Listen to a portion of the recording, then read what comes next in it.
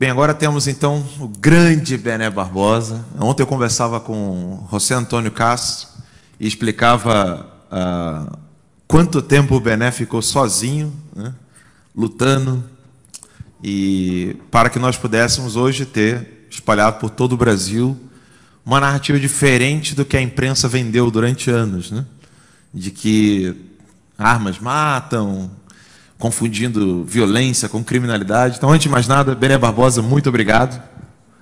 Eu que agradeço. Bem-vindo aqui à nossa sala interativa, onde nós estamos conversando com vários palestrantes. Bené, como é que você está vendo aí o CPAC, né, acontecendo, olhando, fazendo um olhar histórico aí lá para 2005, 2004, você sozinho, você imaginava ver Brasil e Estados Unidos lutando, ó, vamos lutar pela legítima defesa? Não imaginava. Não imaginava. Não achei que eu veria um momento desse. Né, eu comecei, na realidade, muito antes disso. Né, eu comecei no início da década de 90, mais precisamente em 1992, quando a gente teve o primeiro projeto de lei que visava o desarmamento total da população. Né, esse projeto foi proposto por um deputado federal. Adivinha de que partido? Vamos ver se você adivinha. PT. Né? Oh, quem poderia imaginar, não é mesmo? Foi o Eduardo Jorge. Né? O Eduardo Jorge propôs esse projeto. Era um projeto absolutamente radical. Né?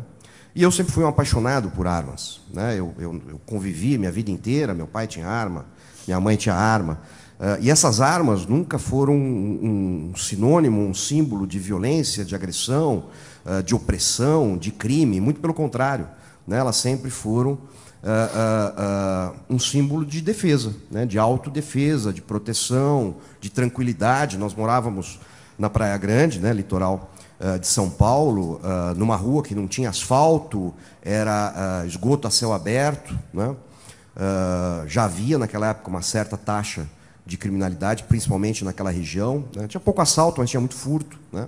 Meu pai viajava muito e a arma estava sempre ali, do lado do criado mudo, ali na cabeceira da cama da minha mãe. Né? Então, a visão da arma sempre foi essa. Aí, em 92, quando o deputado Eduardo Jorge, o então deputado Eduardo Jorge, propõe essa mudança radical, essa revolução, né, no que dizia respeito às armas, me acendeu, né, a luz amarela. Falei, opa, peraí, tem alguma coisa errada nisso. Né? Não faz muito sentido, não fazia sentido nenhum. Né? E, a partir dali, eu comecei esse caminhar praticamente sozinho, né? Sem nenhum apoio, sem mídia. A internet estava iniciando naquela época no Brasil, né? claudicante, sem dinheiro, né? Eu era bastante pobre, né? Não tinha dinheiro, não tinha recursos, né? Não tinha nem computador em casa, né? Não tinha telefone em casa, né? Quando eu comecei. E aí eu vi a necessidade de expressar isso, de externar isso. Né? E apanhei muito, né? Perdi muita coisa, né? Abri mão de muita coisa, né? Como até hoje ainda acontece, mas, né, você chegar no momento que você tem um CPAC, né, acontecendo no Brasil, né, um evento que eu já acompanhava no passado, né, com grande entusiasmo, assim, olhar e falar, meu Deus, olha isso, né, um evento conservador dessa magnitude, com presidentes, com ministros, com autoridades, né, com palestrantes fantásticos, né, eu imaginava talvez um dia estar lá, né, sonhava um dia estar lá, mas nunca imaginei que o CPAC um dia estaria no Brasil. Isso é muito animador, é muito reconfortante. Qual é a sua expectativa dessa ponte criada entre Brasil e Estados Unidos, sobretudo com relação ao Second Amendment, né, que é o direito do cidadão poder ter a sua legítima defesa? Como é que é essa ponte que está ocorrendo agora e a expectativa no Brasil daqui para frente? É muito importante. É muito importante por quê? Porque hoje os Estados Unidos, e eu vou falar disso na minha palestra, às 16h20, acho que está marcada, né? Eu vou fazer esse comparativo, né, da política de segurança pública conservadora que os Estados Unidos adotou a partir da década de 80, né, em contrapartida do Brasil, que adotou uma política de segurança pública progressista, né, baseada principalmente na privação de liberdade, né? E os Estados Unidos é uma grande lição disso, né? De como é possível fazer segurança pública, né? Como é possível trazer segurança ao cidadão sem restringir suas liberdades, né?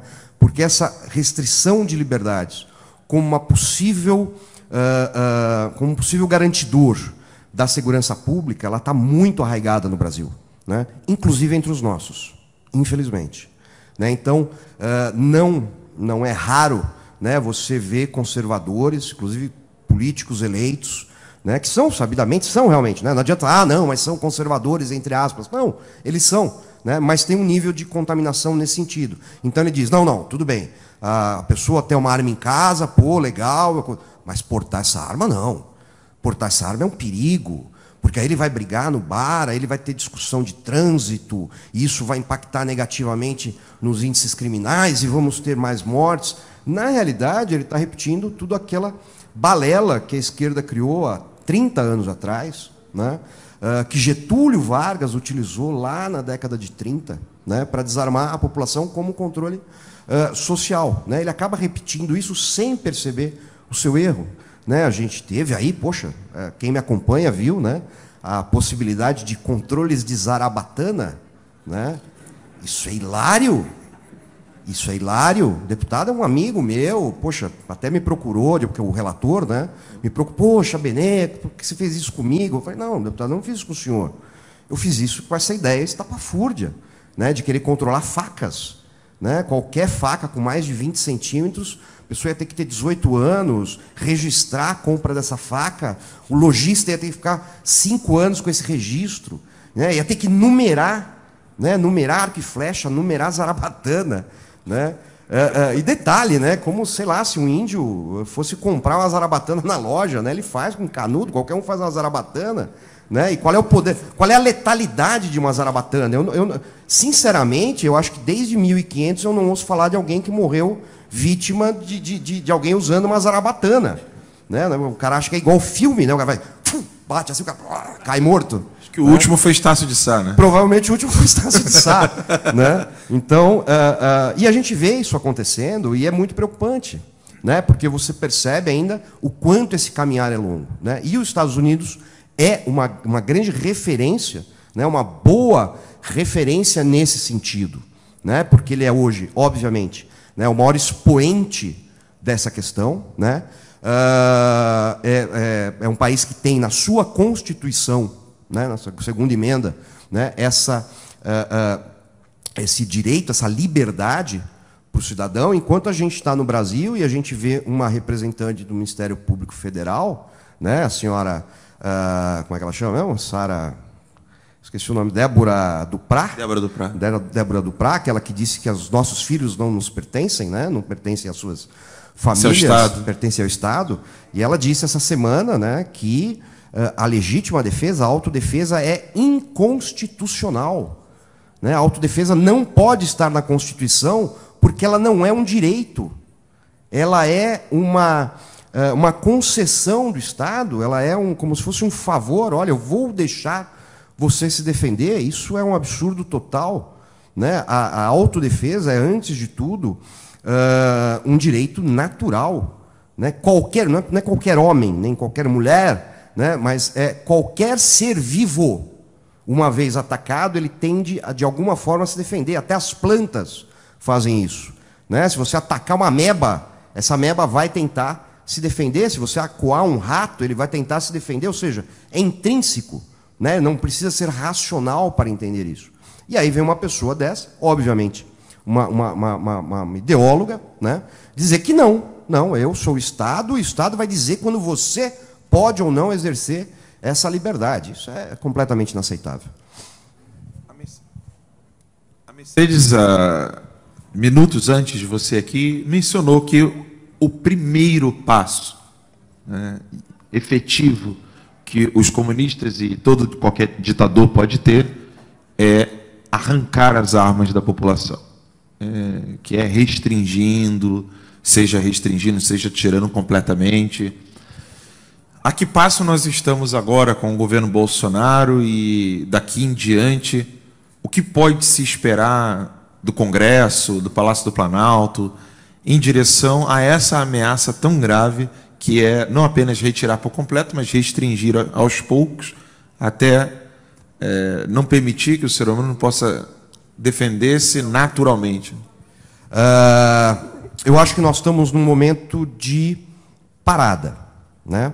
Então, esse trilhar que foi feito, né, para o desarmamento total da população, né, e aí sim realmente criar o monopólio da força nas mãos do Estado, hoje ele está paralisado, né? Nós conseguimos, né, paralisar esse caminho que estava sendo trilhado, né? Mas, né, a gente precisa avançar muito ainda, né? Hoje, para você ter acesso ao instrumento que garante você exercer a sua autodefesa, o único instrumento eficaz, e esse instrumento é, obviamente, uma arma de fogo, né? Nós temos ainda um caminho muito longo, né? Muito longo, né? E isso não vai ser fácil, a gente está vendo isso, né?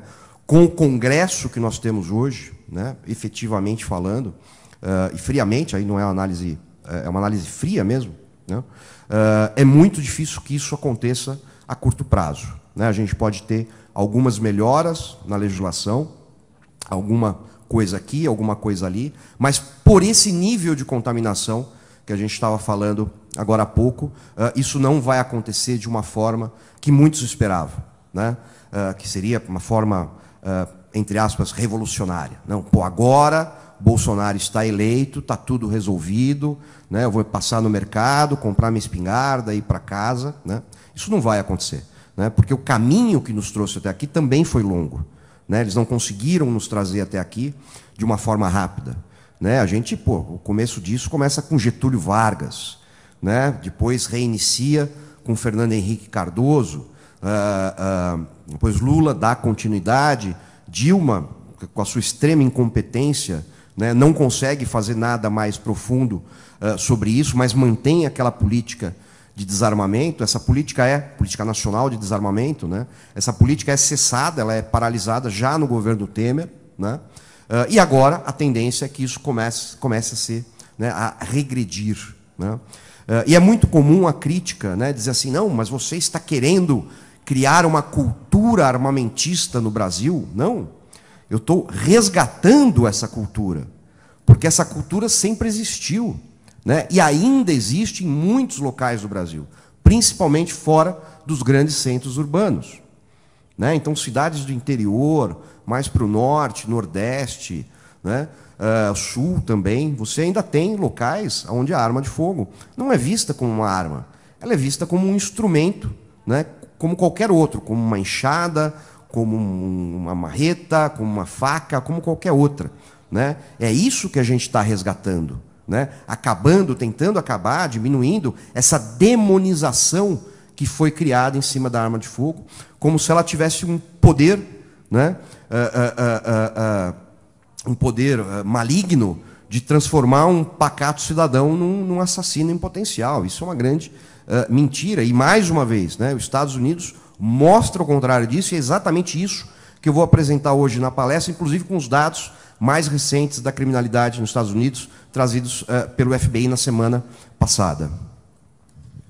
Bené, com essa paralisação de um processo de degradação da sociedade na sua legítima defesa, e agora, qual o caminho que você enxerga para uma restauração da legítima defesa? Eu entendi bem que nós estamos paralisados, e como você, o maior especialista no Brasil nesse assunto, os debatedores agora já correm, né? Não querem mais debater com você.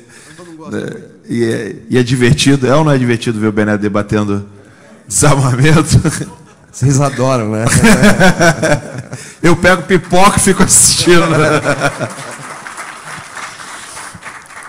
Qual o caminho da restauração? Uma vez que a gente conseguiu frear o processo, qual o caminho da restauração para isso? Qual é a fonte dessa pergunta? Eu sei, mas não vou responder. Não vou te poupar o trabalho. O caminho, o primeiro caminho, tá? Que eu acho que é o principal, que está faltando muito hoje, né? Uma tecnicidade maior sobre esse assunto, né? Nós temos hoje, nos nossos parlamentares, nos nossos personagens políticos, né? Muito mais uma questão de feeling do que de técnica. Ou seja, sim, eu acho que o cidadão tem o direito de se defender, né? Como eu faço isso? Não sei, né? Então, essa tecnicidade acaba impactando negativamente, né? Eu vi isso muito claramente nos decretos, né? Então, confusões que acabaram sendo feitas, não porque houve má vontade ou má fé, né? Mas, para mim, muito óbvio, né? Uma falta de conhecimento. Vocês querem ver uma coisa? A questão do fuzil, né? A celeuma toda que a imprensa fez, né? Aquela gritaria lascada, porque ia liberar o fuzil, né? Quem fala uma bobagem dessa, né, inclusive os nossos, né, não faz a menor ideia, primeiro, do que é um fuzil, né, segundo, do que são os calibres, né, terceiro, do que são uma potência balística, ou seja, essas questões técnicas que precisam ser compreendidas, pelo menos, por quem faz as leis, né, porque senão você trabalha numa área técnica, trabalha com mitos, né? Então é o cara que acha que um calibre 40 capota Fusca, né? que o 5.56 atravessa 10 pessoas, que nem eu ouvi um especialista falando na Globo News, né? Não, porque se o cidadão tiver um fuzil AR-15 5.56, se você enfilera 10 pessoas, você mata 10 pessoas, essa bala ainda vai embora e vai matar mais gente. Pelo amor de Deus, o cara que fala isso, ele está falando uma bobagem tão grande, né? Ele assiste filme e acha que aquilo é verdade, né? Ele não faz a menor ideia do que ele está falando, né? E isso acaba entrando no consciente das pessoas, e as pessoas começam a acreditar e saem repetindo, né? Então é muito comum, não, tudo bem, o cidadão tem um 38, mas um fuzil? Para que você quer um fuzil? Uma arma de guerra, né? Não é uma arma de guerra. Né, o calibre 5.56, ou 223, como é conhecido nos Estados Unidos, foi um calibre criado, tá, para crianças aprenderem a atirar. Para crianças. E depois eles acabaram descobrindo o uso militar desse calibre. Não porque ele é muito letal, mas porque ele é um cartucho mais leve, o soldado podia levar mais munição, uma série de fatores técnicos. Né, não tem nada a ver, tanto é que em vários estados americanos, o 223 ele não pode, ele é proibido até para caça de veados. Por quê? Porque é um calibre anêmico. Você não vai matar o bicho, você vai causar sofrimento, né? Ou seja, não vai ter uma morte limpa, né? Como os caçadores conhecem. Ou seja, falta de tecnicidade sobre o assunto. Você deu um grande passo ao trazer para a literatura brasileira alguma coisa sobre o desarmamento. Podemos esperar aí um 2.0 para esclarecer esses deputados com mais informações e mentiras que foram surgindo desse período? Podemos. Hoje a gente tem, graças a Deus, não só a minha, mais um a gente livro. tem uma literatura já bastante consistente nesse sentido, disponível em português, né? Principalmente trazidos pela VID. Sim. Né? Então, nós temos 2 livros do John Lott, né? Um saiu recentemente agora, que é o Guerra contra as Armas, aliás, 3 livros, um está esgotado, né? Que é o Mais Armas, Menos Crimes, que foi lançado no Brasil lá em 99, né? E eu participei dessa trazida do John Lott para cá. E uma curiosidade, para você ver como as coisas funcionam, né? Essa demonização da arma. Né? A Macron, que é a editora que traduziu e publicou o primeiro livro do John Lott, que é o Mais Armas, Menos Crimes, ela só, né, aceitou publicar o livro se ele autorizasse, no título, a colocar uma interrogação. O livro dele não é uma dúvida. Mais armas, mais crimes? Não. É uma afirmação. Ele diz, mais armas, menos crimes. Ponto. É a conclusão no estudo dele de 20 anos. Mas, para a versão brasileira, tem uma interrogação. Como se houvesse alguma dúvida sobre isso. E aquele livro mostra que não há dúvida nenhuma. Agora nós temos o Guerra contra as Armas, temos o Preconceito contra as Armas, também, do John Lott. Temos uma coletânea de artigos do Fabrício Rebelo, excepcional, muito técnica, principalmente parte jurídica. Né? Tem o meu livro, né, que o Mentiram para Mim sobre Desarmamento. Aliás, os 2 estão disponíveis aí na livraria do pessoal do Burke. Vou fazer depois uma sessão de autógrafos aí para quem quiser. Né?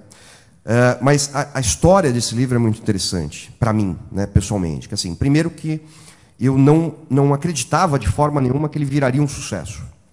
Né? Eu achei que ia ser mais uma marcação de espaço. né? Temos que ter um livro nacional sobre um assunto que a gente não tem. A gente já tinha do John Lott publicado, já tinha alguma literatura, mas não existia nada realmente brasileira, né? Da situação brasileira nesse sentido, né? E aí eu já tinha muito material produzido, junto com o Flávio Quintela, lançamos o livro, e esse livro explodiu, né? Explodiu. Hoje ele está com aproximadamente 40 mil cópias exemplares vendidos, né?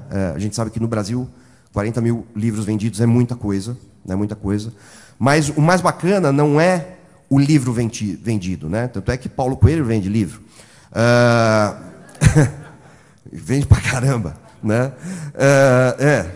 Felipe Neto vende livro, porra, não quer dizer nada, né? Não quer dizer absolutamente nada, né? Então, assim, o mais bacana que eu tenho é o retorno que eu tenho desse livro das pessoas. Então, assim, a quantidade de pessoas que me mandam mensagens dizendo, olha, o meu TCC é em cima do seu livro, né? O meu mestrado está sendo baseado no seu livro. O meu não sei o que está sendo feito. Olha, você escreveu um artigo para minha escola baseado no seu livro. Olha, depois que eu li o seu livro, eu mudei de opinião.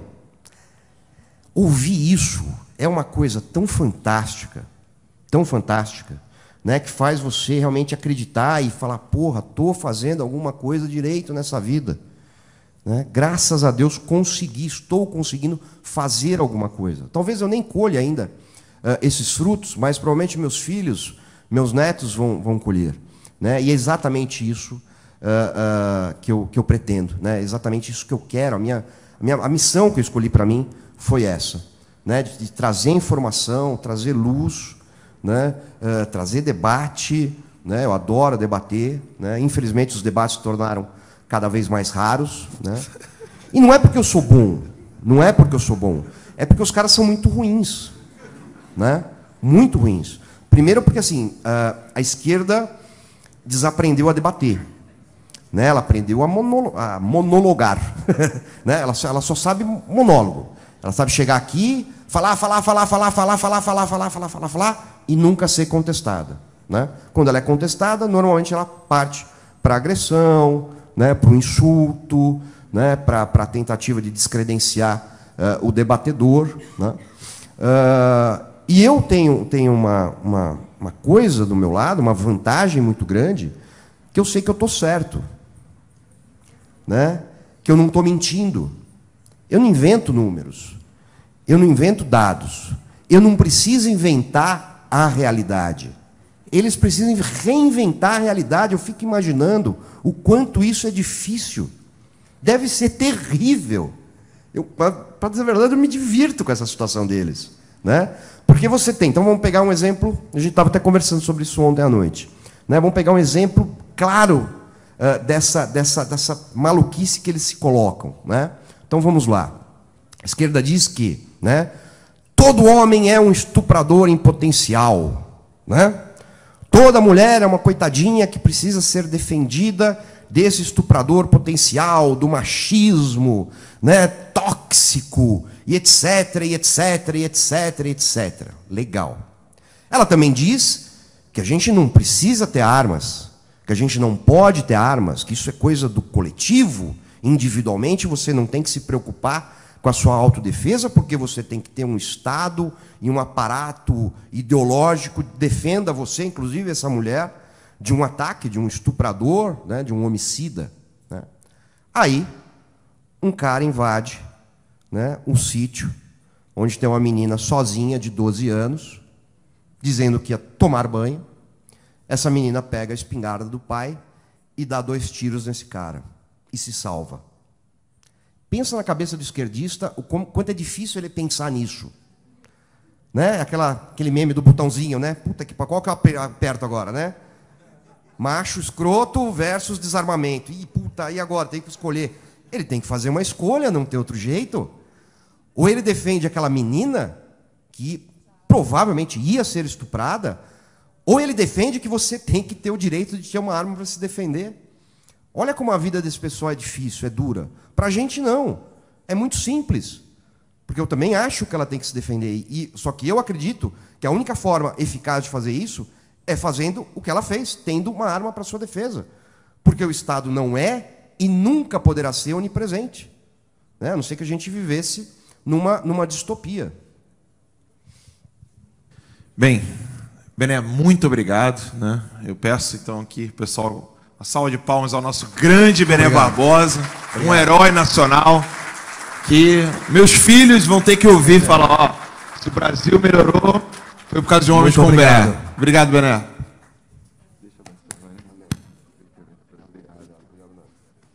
Obrigado a todos vocês.